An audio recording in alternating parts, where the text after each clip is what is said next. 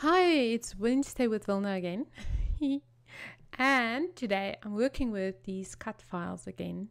But before we start, there's just one or two things I just quickly want to show you. So the first thing is in the description part of this video, you can enter to get a free spot into my new Craftsy class that's launching next week. I'm so excited about that. I also have a free silhouette workshop that I did on the basics of the silhouette, and you can find that on iHeartStudio.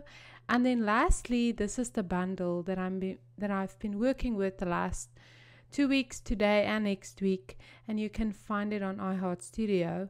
And then a special just for the YouTube peeps is a 30% off coupon. Just enter the words iHeart YouTube on iHeartStudio. It's valid till Friday. This Friday, coming Friday, I think it's April 24th. So you can buy as much product as you want to, and you get the 30% discount, but it's only valid for one purchase, and only valid till Friday. So use it and make pretty things. So yeah.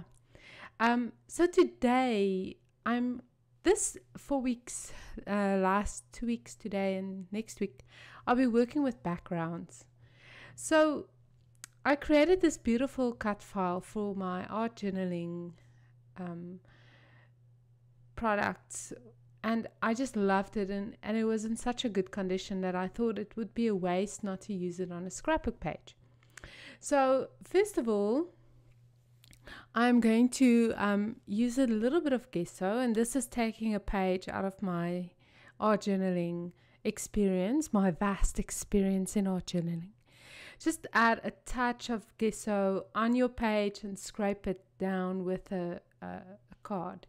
And let me tell you, this helps a lot with keeping the paper not too straight. Sorry, I want to say too many things. It helps a lot by keeping the paper flat. It doesn't buckle as much if you add wet media. And I think I'll be doing this more and more, you know. I am lazy. I'm a very lazy scrapbooker, but as you know by now. So I don't know if I'll do it every time, but I wanted to spray some ink or paint on the background and use that as my base. So I thought maybe I'll just add a little bit of gesso just to keep the paper as flat as possible. So once this is dry, we are going to spray paint it. I know I call it spray paint because that's really what it is, but it's not. You know what I mean? It's a little bottle with paint in it that you spray. So technically it's spray paint. So this is let's call it the scrapbooker's version of spray paint. So we're graffiti artists for today, not really. So once this is dry, you can see this is the stencil I'll be using. But first, before we're gonna do the stencil, we're going to use the ink or paint in the little spray bottles. We're gonna spray it. So the ones I'm using is by October Afternoon, so it's very old. And I'm mixing two colors, the pink and the orange. You can see I covered my workspace with a piece of newsprint, and now I'm just spraying.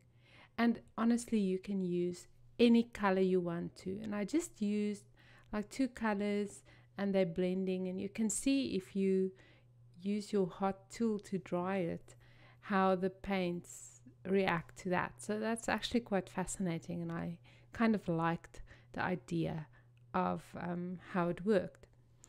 But so let this dry completely before you move on to the next step. Otherwise you're just going to make a mess, and really this is where the biggest mistakes happen on our scrapbook pages, is when things are not dry. So I'm going to take a paper towel and just dab it down because I'm in a hurry, always in a hurry. I don't wait properly, but if I were you, I would do this like before you have coffee with a friend, and then go and have your coffee or your lunch and come back and finish it up. Okay, so this is the the cut file. It's part of a bundle that I made for my first art journaling group. And I'm going to be mixing regular gel and light molding paste. And just because I like the transparency and the gloss of the regular gel, and I like the opaqueness of the modeling paste, and I'm just going to scrape it over the stencil. Now the stencil was cut from a watercolor paper, so it's nice and thick. I did a double cut, and it's Psalm 18, which is one of my favorite psalms. And there you go. And now I'm just going to clean my stencil. Let me show you how easy that is. So just put it down on a piece of newsprint and scrape it down. And you can put the mixture of the modeling paste and the regular gel back into another tin. And look how nice that looks. I'm like, ooh, that looks nice. Can't I use it somewhere? But anyway. So this will be the background paper that I'm going to use. A beautiful paper. I can't remember where it's from.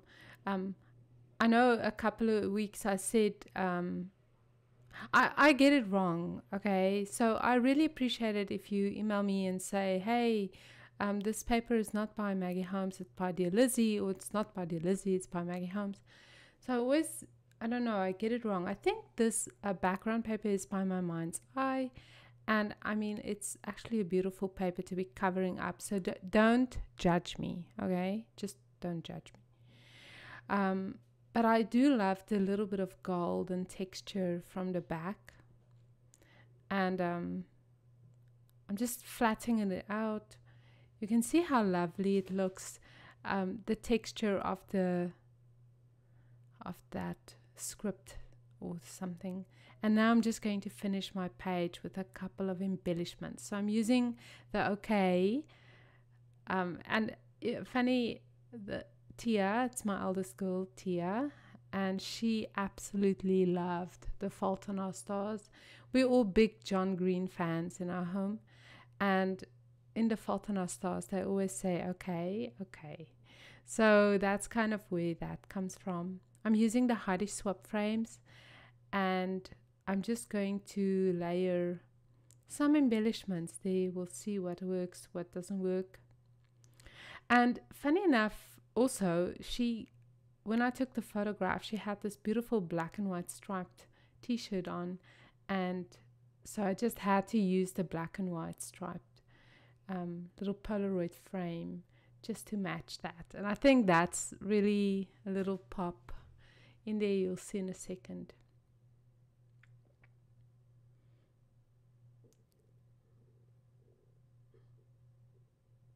Just adding a couple more flowers just to make it more interesting, I guess.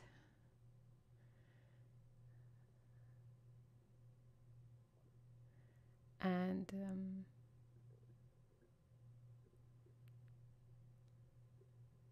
yeah, this is not rocket science.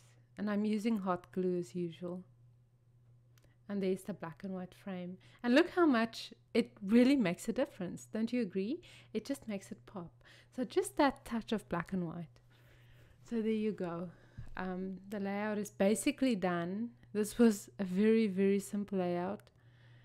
Not rocket science. It's easy. It's duplicatable. So I'm very sure that you can do it where you're at in your scrapbooking journey. And now I'm just going to add my journaling, and then I'm done. Oh yeah, and oh yes, that's the thing. I slid one of those flowers just underneath, and look how pretty that looked. I'm like, yay, because I felt it needed something at the bottom. And I'm just going to do that. Just frames it from the bottom as well. So there you go. So go and use that 30% discount for iHeartStudio. Here you can see the final page. You can see I just added those 2 gold hearts on the left side, plus my journaling. And I did my journaling with a Zig Vellum pigment writer, which I absolutely love. you can see the final page. So thank you so much for watching. I really appreciate you. I love you. It's because of you that I can do what I love. So thank you from the bottom of my heart. Bye bye.